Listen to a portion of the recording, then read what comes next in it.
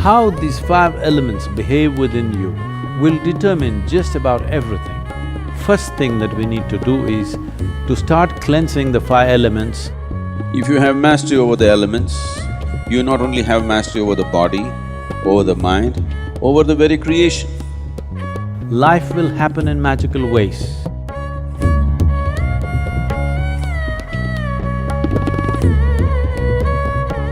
This body, this very earth, the universe and the cosmos, all are just a play of five elements.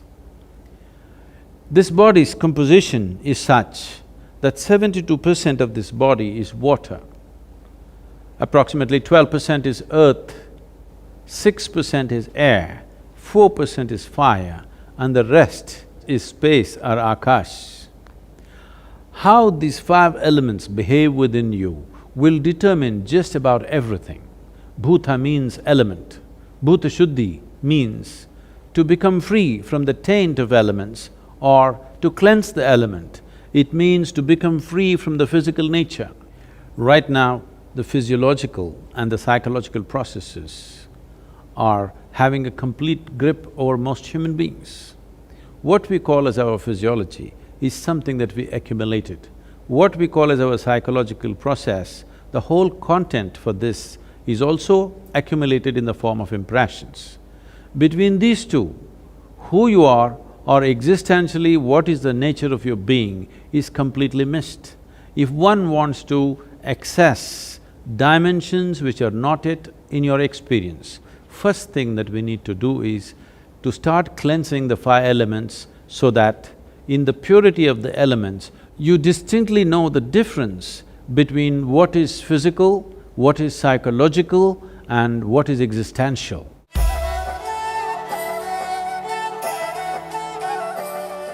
Among the five elements, water acquires the greatest significance because 72% of this body is water.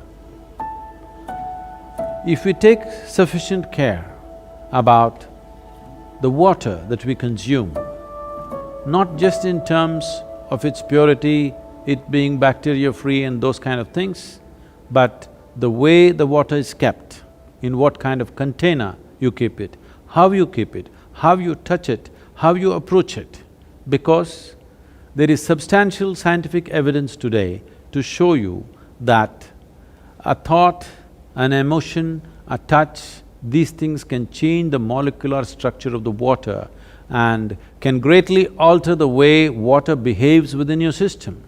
So, one needs to understand, you are not dealing with a commodity, you are dealing with life-making material. Water is life.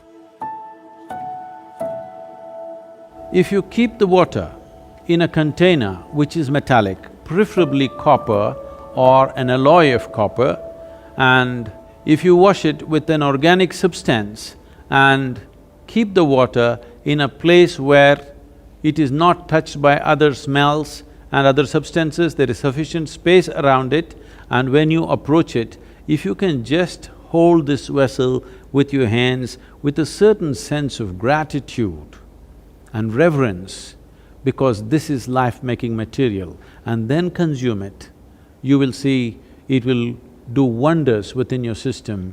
Healthfulness and equanimity will be a natural consequence of this.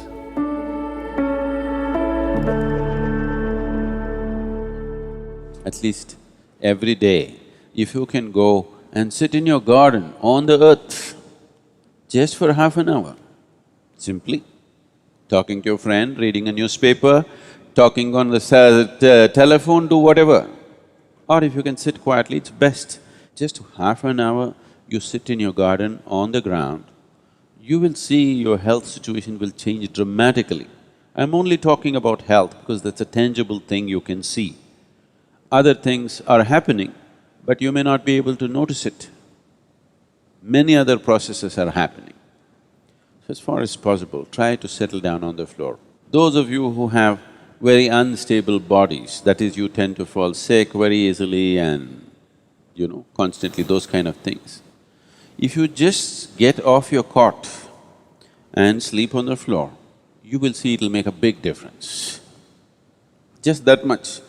Just maybe 18 inches away you are, just get 18 inches closer.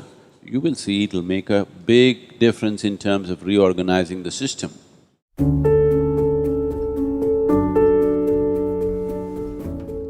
Though air represents only 6% of your body's elemental constitution, it is the most dynamic part of the element in terms of the transaction that happens on a minute-to-minute basis. What kind of air you breathe is definitely important and that's well known, but how you breathe and how consciously you breathe is equally important.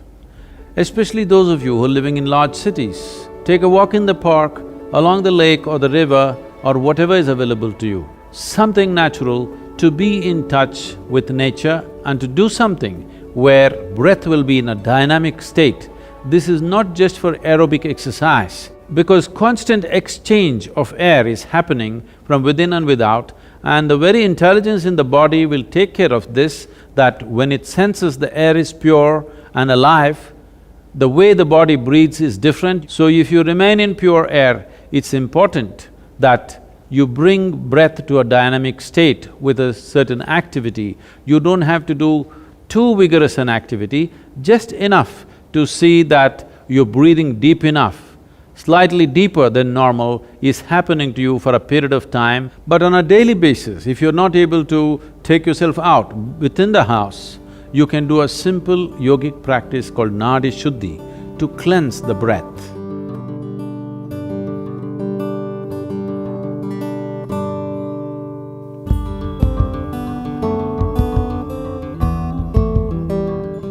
Fire accounts for 4% of your elemental makeup.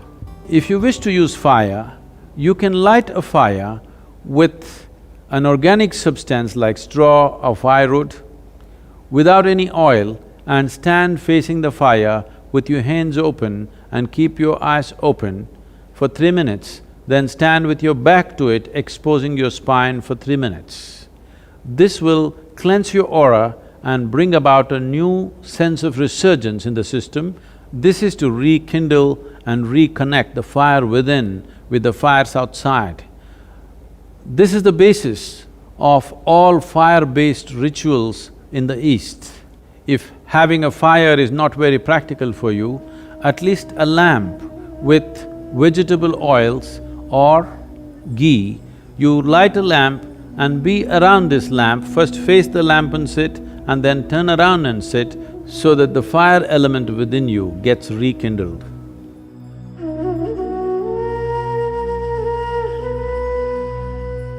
The fifth and the most expansive dimension of the elemental composition is Akash or etheric space. This has a certain intelligence. The nature, quality and the power of your life essentially is determined by how much access can you find into the Akashic intelligence. As I said, this is an expansive part of the elemental composition. That means there is no limit. There is only that much water, there is only that much air, that much earth and that much fire. But the Akashic dimension is a limitless possibility. If you find excess in a limitless manner, both your perception and intelligence can grow. One simple process you can do to find more access to Akash or the Akashic intelligence is, after sunrise, before the sun crosses a 30-degree angle, look up at the sky once and bow down to Akash for holding you and this planet in place. After the sun crosses 30 degrees, sometime during the day, any time, look up and bow down again.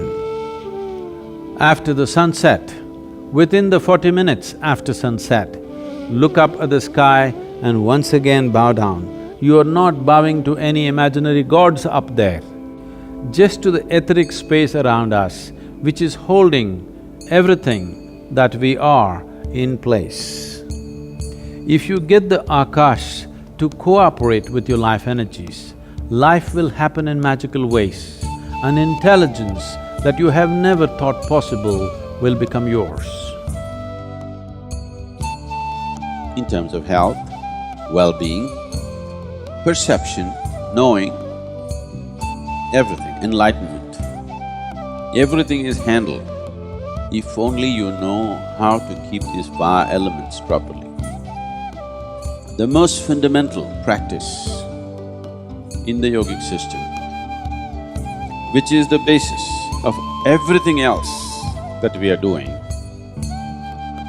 is called as bhuta shuddhi. All other yogic practices are an extract from the pancha bhuta system of yoga. If you do a certain level of cleansing for the elements, then you attain to what's called as bhuta siddhi. That means you have mastery over the elements. If you have mastery over the elements, you not only have mastery over the body, over the mind, over the very creation. In the Grace of Yoga is a powerful yoga program with Sadguru to cleanse your system physically and energetically. Participants will have the rare opportunity to imbibe powerful tools for the purification of the five elements. One can use this for physical well-being, for their worldly success. At the same time, it can be a great stepping stone for one's ultimate liberation too.